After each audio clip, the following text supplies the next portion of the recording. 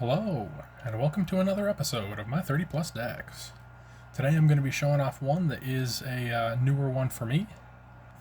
It's honestly been a pretty strong one, and that is Tannuk, Steadfast second. Pretty much, well, let's see, I'll just read the card. 2 and 2 red for a 3/5 Kavu Pilot. Other creatures I control have haste, and artifact cards and red creature cards in my hand have warp for 2 and a red. So pretty much, I built this deck initially with Kellen Planar Trailblazer as the commander, and as kind of a silly sub-theme, I had Kellen kind of pretending to be a dragon. It worked. It was fine, but all in all, when I pulled this card from Edge of Eternities, it was a very quick switch to replace Kellen with Tannuk. Just have a mono red dragon deck that it gets big old dragons for 3, and I can potentially have things that make dragons cost 1 less, or creature spells cost 1 less, red spells cost 1 less, something like that. And ultimately, it can be as cheap as warping in my expensive dragons for 1 red, because it is reducing that warp cost by a casting cost. Anyways, I guess I have a couple other interactions with artifacts, which are neat. I have a couple of artifacts that are pretty expensive as far as, 7 or 8 costs, and they have Cascade. And so trying to do something like that, where I'm only warping it out for 3 and then getting a Cascade for 7 or 8 is awesome. And Coveted Jewel is probably one of my favorite adds, so I can warp it out for 3, even though it typically costs 6. When it enters, I draw 3 cards, and then I can tap it to add 3 mana of any one color, which would be red, and then I can warp something else out, which honestly it works out amazing when I get it to work. And then it's something where you'd typically have to be worried about it being stolen from you, because when someone deals you combat damage, they get the Coveted Jewel, but since I warped it out, it just goes into exile afterwards. And so that's just a super cool interaction, and I love how that kind of works. I guess before I jump in with this game, another cool interaction that happened was Cursed Mirror. It is 2 and a red, but I decided to warp it for 2 and a red, and then I was able to have it enter as a copy of another creature, and then exile at the end of the turn, so that I could recast it and have it enter as another creature, because it's only a copy of a creature until the end step. So I was able to do that twice, and that was honestly awesome. Yeah, let's jump right in. These playtests, it just being a mono red swingy deck, they typically go pretty fast. So I'll just see what I can do with what I got. Let's go turn 1, and I'll draw. Mountain, and turn 2. Draw.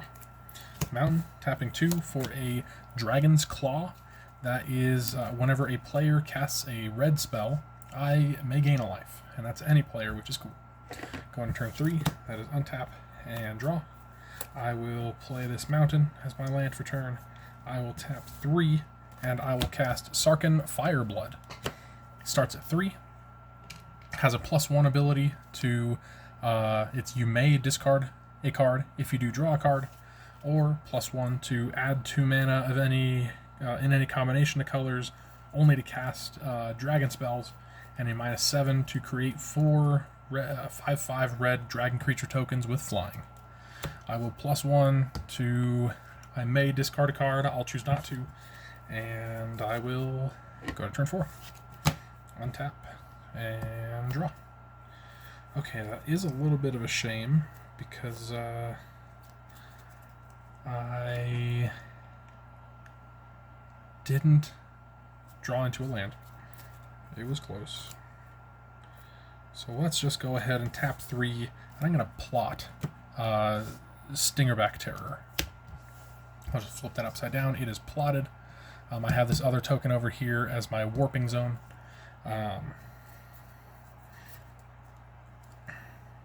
Well, you know what?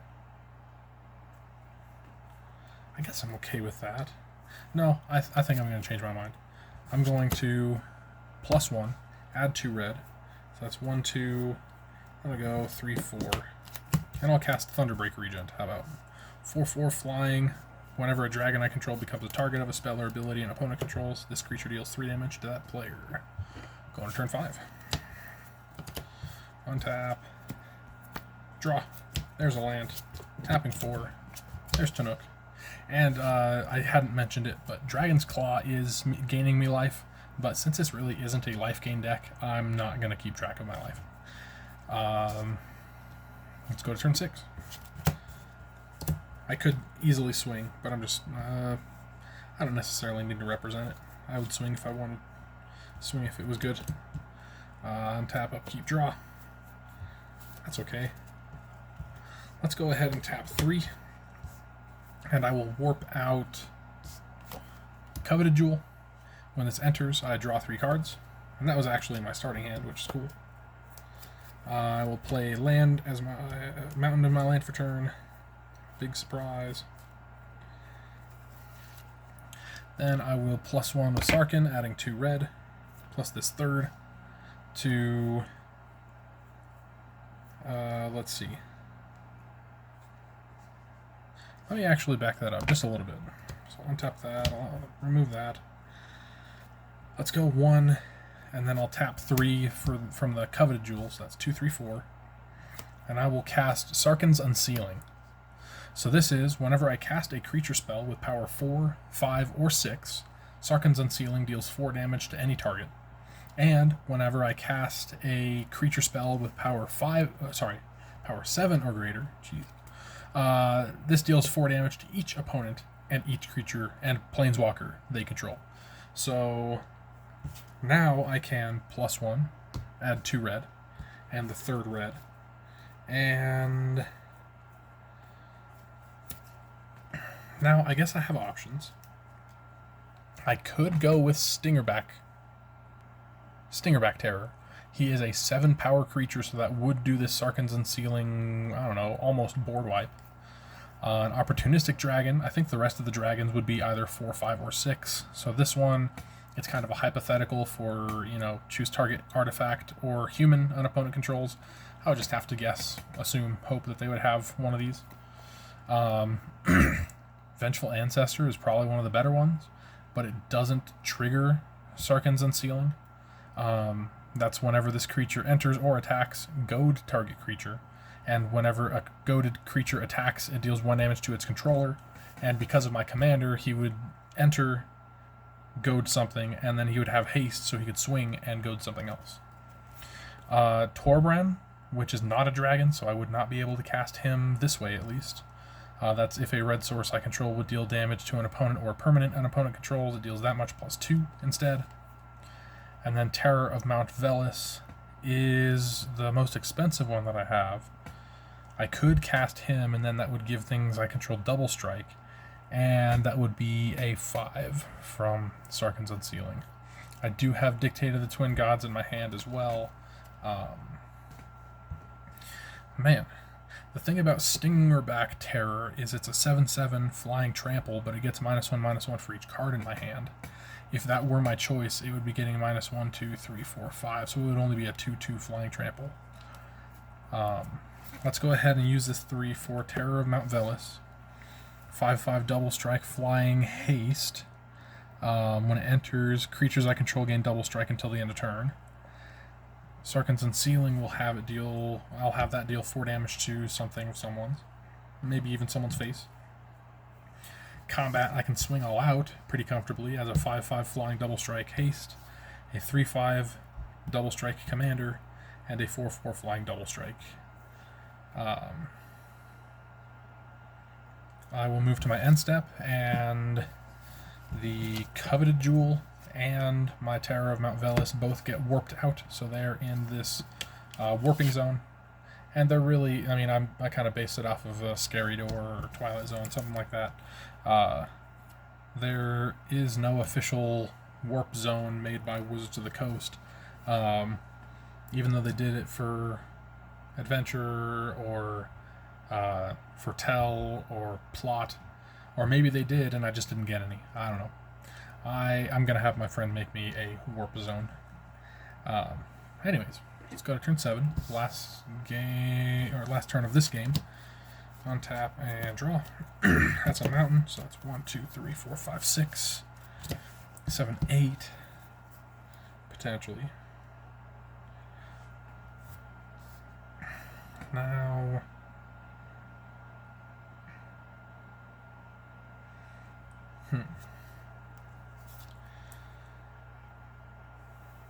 I could hypothetically then hardcast Opportunistic Dragon and Vengeful Ancestor. Or even, how about, I will hardcast, that'll be 1, 2, 3, 4, to cast Torbran, and then 1, 2, and then plus you up to 7, 3, 4, and I will cast Vengeful Ancestor. Does not trigger Sarkhan's Unsealing, but it is a enter the battlefield effect. I goad something, and I can swing with it, goading something else. It says whenever a goaded creature attacks its controller, it deals 1 damage to its controller. And this... Oh, that would... It deals 1 damage to its controller, so that's not a source I control. Dealing +2. That's interesting. Well, the main reason that I did all of that was to kind of empty out my hand for that Stingerback Terror.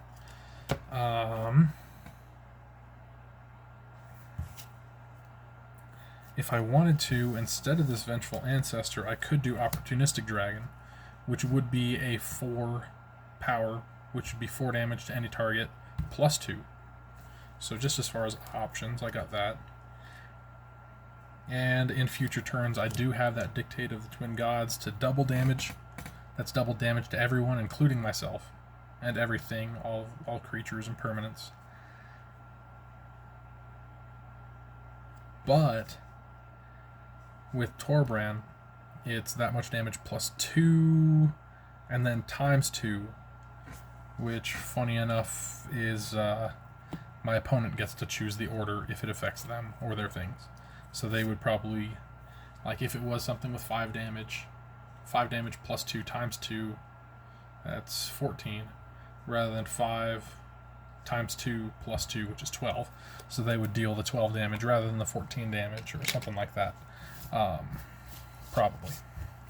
Unless they wanted more damage thrown around, who knows. Alright, let me shuffle up and I guess go just one more.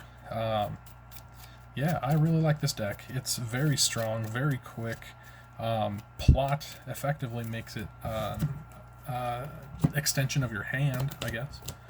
And I didn't even get any things that reduce mana cost, so that was a hope. One other thing that I have in here is probably one of the best ramp cards in the deck, especially since red doesn't really ramp much, but Nyx Lotus. It does enter tapped. It is a 4-cost artifact.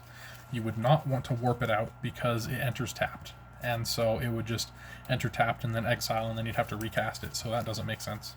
You'd want to cast it for 4, and then it taps. You choose color, and you make an amount of that color equal to your devotion to that color. So I would choose red, and I just make a bunch of red equal to my devotion to red, and cast a bunch more dragons. Or do a bunch more nonsense. 2, 3, 4, 5, 6, 7. That looks awesome. Let's go with that. Sarkhan's Unsealing came back to me, so yeah. Let's see how it goes. Draw. Land. 2. Draw. Ooh. I'll play this land since it enters tapped. And one thing about this deck is it has 0 1-drops. It has 0 2-drops. Like I was mentioning earlier, this is one of my newer decks, so it doesn't even have a Soul Ring or anything like that. Tap 3, casting Herald's Horn. Creature spells I cast of the chosen type cost 1 less, and at the beginning of my upkeep, I look at the top card of my library. If it's a creature card of the chosen type, I may reveal it and put it into my hand. So going to turn 4, that's untap, upkeep, nope.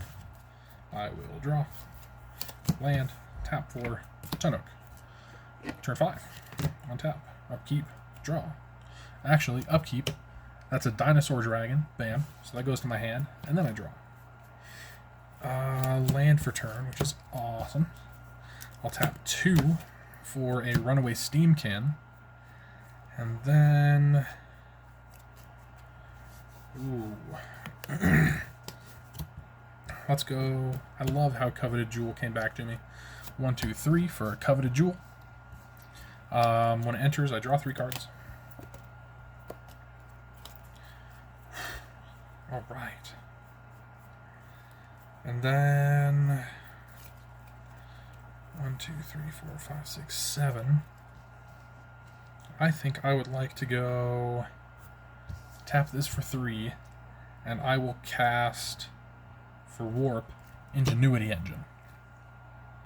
Ingenuity Engine, 7 cost, Cascade, and I am warping it out, but its mana cost is 7.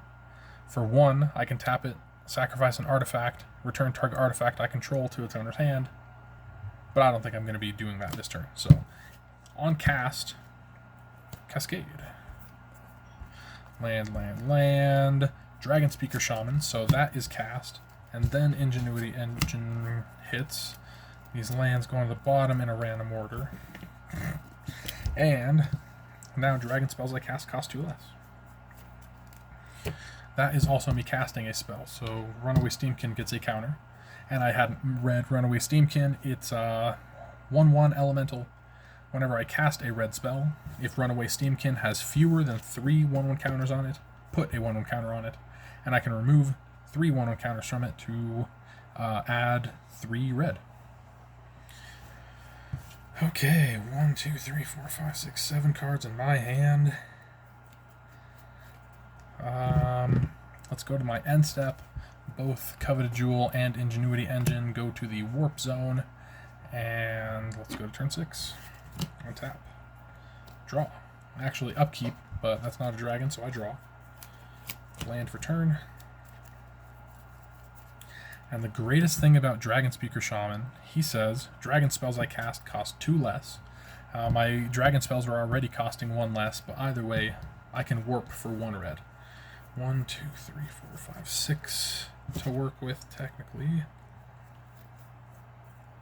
I would love to go 1, 2, 3, 4 and hard cast, because I drew that with all the drawing last turn. Nyx Lotus. Enters tapped. I can tap it, choose a color, add an amount of mana of that color equal to my devotion to that color, to my mana pool. So that enters tapped. And then I have 2 to work with. I only have 1 dragon. And 1 other creature.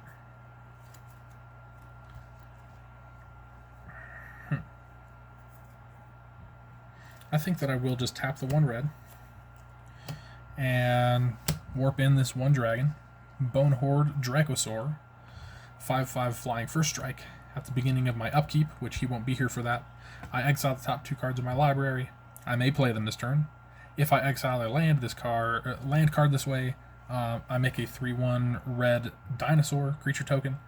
And if I exiled a non-land card this way, I create a treasure token. I'll go ahead and swing with him as a flying first strike haste 5/5. And then on my end step, he will warp out. I almost forgot on cast, that is a red spell, so Runaway Steamkin gets a counter. Let's go to turn 7. Final turn. We're almost 20 minutes in, so I might just go with 1 more game. Let's untap, upkeep. That's Spirit Dragon. There we go. And then I draw. That is not land, but right now I have 5 devotion to red. And so the more that I cast, the better the devotion. Let's go. 1, 2, 3, 4. And I will cast Koth, Fire of Resistance. This one's awesome because it's, let's see, he starts at 4. And he has a +2 ability to search for a basic mountain, reveal it, and put it into my hand. So I will be getting that land drop this turn. Let's see. Here's a mountain. Has a -3, having him deal damage to target creature equal to the number of mountains I control. and a -7. I get an emblem with, whenever a mountain enters the battlefield under my control, this emblem deals 4 damage to any target. But honestly, hitting my land drops is really nice. So that is land to hand and played for turn. 1, 2, 3. So I might as well just tap red, and 1, casting Mechanized Warfare. If a red or artifact source I control would deal damage to an opponent or permanent opponent controls, it deals that much damage +1 instead.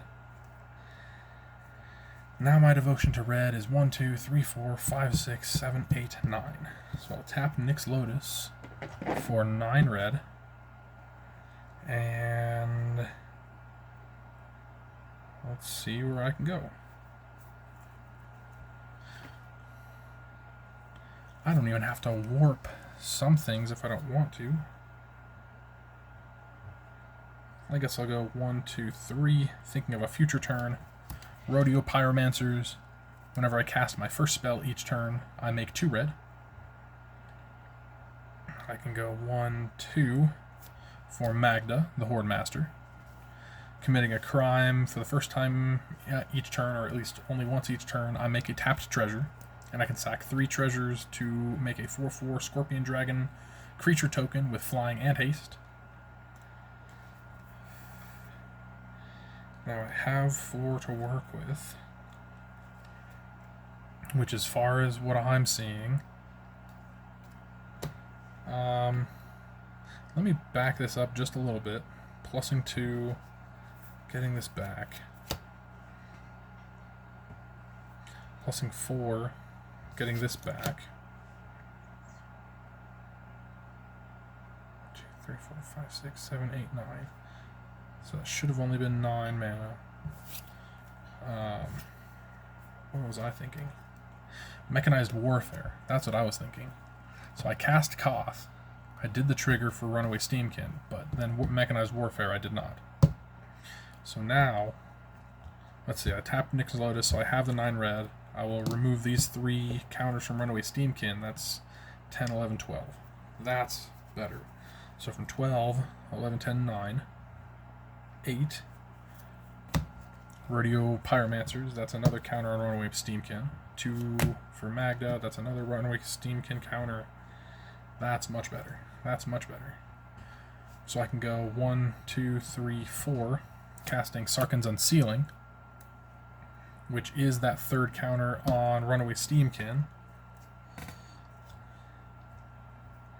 And I will remove those 3 counters to add 3 more red. So I'm up to 5 red. I will use 2 of that.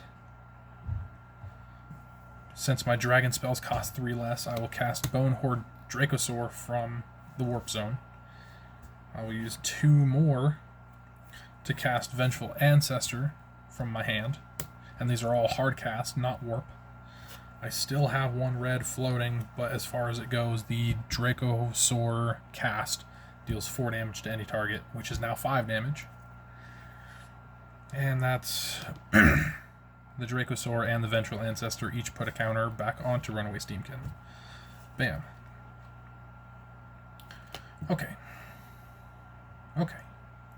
That was a little bit of backtracking, but that was all because I forgot the Runaway Steamkin triggers, and that using those counters for mana really does help this deck just go crazy. So there was it going crazy.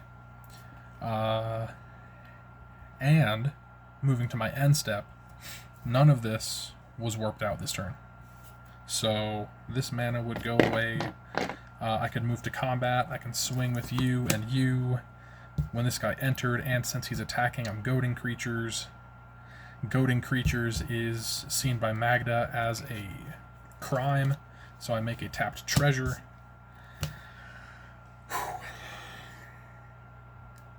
Okay. That's that. I think that's that. And I said that I was going to play one more game, but it's almost 25 minutes at the video time, so I think I'm going to call it. The next, or the other card that I had in my hand, the only card I had in my hand is Electro Duplicate. So create a token that's a copy of a create a token that's a copy of a creature I control, except it has haste. And at the beginning of the next end step, I sacrifice it. My Bonehorde Dracosaur is not legendary, so I could have done that. It is sorcery speed, so it wouldn't be an upkeep trigger. That being said, next turn, upkeep, top card, it's not a dragon, but then top card or upkeep, I exile the top 2 cards. That's not a land, so I'd make a treasure. And then I would draw. Just Goblin War Drums. I don't know exactly why I'm doing this. I guess looking at my options for the next upkeep. 2 cards exiled and I can cast them. 2 cards in hand. This one gets me cards, this one gets me cards. That's awesome. This deck surprises me every time with, like, I keep on thinking that it's, even with Nyx Lotus, I'm like, soon enough I'm just going to be top decking and top decking and top deck. But then these cards just surprise me. They very much so surprise me. In a good way. Anyways, hope you guys enjoyed. This is definitely a fun deck to test, so I had fun with it. Very strong deck as well. You can get dragons for cheap. Big old dragons for cheap. Discounted prices. Yeah, hope you guys have a great rest of your day. Hope you guys enjoyed. Definitely, I hope you guys enjoyed. Always changing up these decks. Not always videoing or recording me updating them, but I am updating the deck lists. If you see any videos for the past, I don't know, month or so that I've been posting them, all of them have deck lists, and if I make changes to the deck in real life, I will change it on Architect. So, yeah, it's not always the same deck as what I posted, which is kind of cool, but also kind of crazy. But that's me. Hope you guys have a great rest of your day, and I will see you in the next one. Later.